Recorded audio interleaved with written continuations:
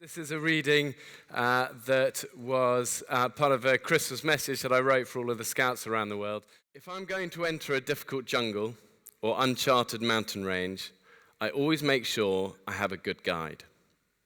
Life is the same. Go it alone by all means, but you make the journey that much harder. Trust me. For me, my simple faith has so often brought light to a dark path, joy to a cold mountain, and strength to a failing body. And who better to have as a guide than the person who made the path or the mountain in the first place? Psalm 121 says, "I lift my eyes up to the mountain. Where does my help come from? My help comes from the Lord, maker of heaven, creator of the earth." Good person to have on side, I always figure. Having a Christian faith doesn't mean you have to be all religious. I'm not. And guess what? Nor was Jesus. In fact, if you read about him, he was totally fun, ridiculously free, loved a party, and always hung out with the so-called lowlife.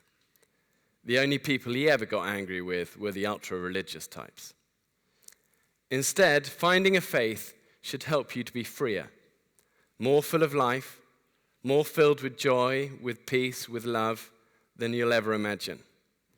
And those qualities in abundance will only make you stronger and more capable of living an adventurous life. And what's even better is that Jesus turns out to be so much more than just a guide or a pointer of the way. He's a backbone, a companion, and a friend. When I look at my own heroes, I realize there aren't many leaders who haven't at some time quietly bent their knee and looked upwards for strength, for resolve, for peace. Great men and women know their own frailty. They have the humility to accept help, to empower them to their greatness. Be among their number. Pioneers always take bold steps to explore new territory. You never know what you just might find.